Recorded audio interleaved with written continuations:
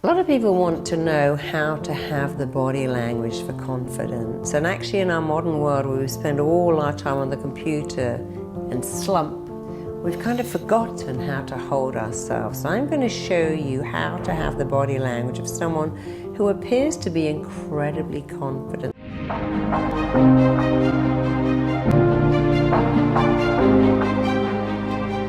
The first thing is they speak slowly.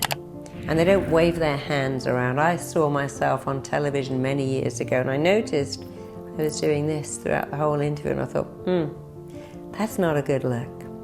And I learned when I was on TV to sit on my hands and to speak quite slowly, to look at the camera. And you know, I wasn't confident. People would say, oh my God, you're so confident. And I really wasn't. But I looked at people who were and I thought, oh, they speak slowly. They don't flap around. They may do that or that, but they're very composed. They keep their shoulders up. They keep their stomach in. They don't sit like that. So you can do that. Whenever you're talking to someone, try to keep your chin up. Keep your shoulders down and back.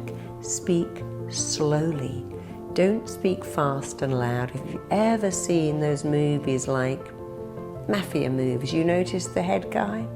They almost whisper, and everyone has to kind of listen to them. They don't shout, they don't get all excited, because powerful people speak slowly. They are very commanding.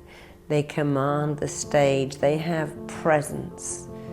And you can have it too by speaking slowly, taking on the posture, shoulders up and back, chin just so. Make eye contact. When you speak to people, look at them. You have two ears and one mouth for a reason. Speak and then listen to other people.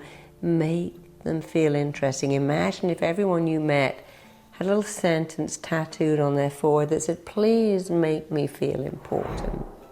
So when you meet people, it isn't about you saying, yeah, here I am and this is what I do and I'm this and blah, blah, blah, blah, blah. What do? Tell me about you. Act as if you're interested. You know, that's what the royal family do. They smile, they listen, they do it hundreds of times. They're probably not interested in you and the tomatoes you grow, but they make a point of acting like they are.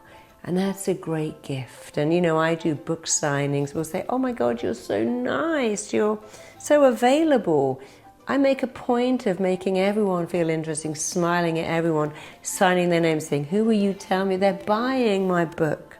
I owe them that at least. I don't go, oh, another one, scribble, scribble, scribble, there you are. I engage with people. I make them feel important.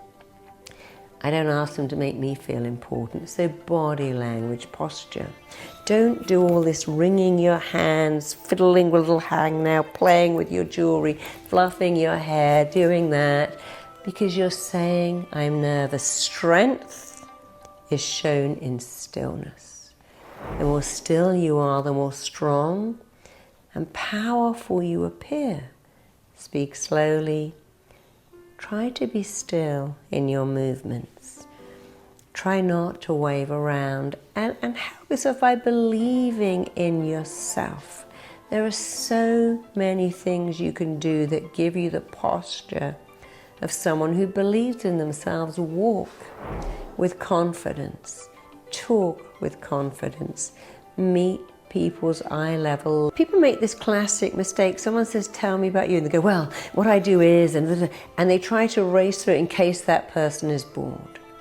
Don't do that. Say, well, what I do is, and the reason I do it, and why I love it so much. And take your time. Don't go into a whole story, but don't rush who you are and what makes your heart sing. If people are bored, you'll find out, and then you can just say, anyway, enough about me. What about you? But don't gabble through it. When you're speaking to someone, you'll know if they're bored because their shoulders will start to turn towards their door, their shoulders, their knees, their hips. And when you're bored, you'll notice that you do that. You really want to do that. If you're speaking to someone who might be going to employ you, no matter how bored you are, keep your shoulders, your knees and your hips face towards them. Keep that towards them, and then it says, I'm interested in you. I find you interesting. If you want to flirt, do the same thing. Keep focused on someone, take some imaginary fluff off their shirt, touch them. And even if it's not a romantic thing, studies shows that waitresses who touch their customers on the arm, or waiters, and go, "Thank you so much," get bigger tips. There was a test where people had to stop in the street and say to someone, "Hey, I'm lost. Could you tell me where to go?" And as the person did, they touched and went, "Gee, thank you." And then interviewers went up. And then interviewers went up to them. And you know, the ones who got touched remembered everything about the person who touched them. They weren't attracted to them, but the person that touched them on the arm, they could remember what they looked like and what they said. So touch is very important. It's okay to touch someone, not consistently, and obviously respect their boundaries. You touch their shoulder or their arm, and if you think they won't like it, you don't do it. Here's one final thing. When we're nervous, our mouth gets dry. We've all seen people licking their lips because they are nervous. You may notice that court lawyers drink water all the time. People giving evidence drink water. When you are nervous, your mouth gets dry and you lick your lips. When you're nervous, you tend to have your shoulders up around your ears. If you're nervous, push your shoulders down, all the way down, and then fill up your mouth with saliva. Pump it round your mouth. I know it sounds disgusting, but who knows you're doing it? You didn't know I just did that. If you can make your mouth wet, you send a message to your mind that says, "I'm really relaxed." Guess what? You do that every time you kiss. When you kiss, your mouth gets wet and your brain goes, wet mouth equals being relaxed. Doesn't matter which way it comes. So fill up your mouth with saliva, swirl it around, and your brain will think, wet mouth means you're relaxed. If you're nervous, do that. Drink water, swirl it around. I promise you, it sends a message to your mind that says you are relaxed. Keep your shoulders down. It says you are relaxed. Keep your chin up, shoulders back, posture good, and it says you are confident. So you can trick your mind into believing you're confident and you're relaxed by the way you hold yourself, by the way you walk, by the way you talk, by the volume of your voice, by the speed of your voice, by your hand movements, by eye contact.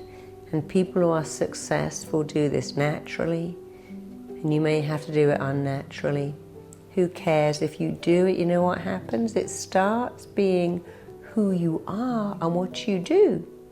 And then it is who you are. So it starts by being what you do, and then it becomes who you are. You'll find that if you keep pushing your shoulders down, filling up your mouth with saliva, holding yourself straight, making eye contact, that eventually you do it on autopilot. That's a wonderful thing. It's a great thing. It's yours for the taking. Go to marisapeer.com and find out more about how to do this until it stops being what you do and becomes who you are. Thanks for tuning in. Grow in confidence. Grow in self-esteem. Do it today, and soon you'll find you do it every day. Thanks. See you soon.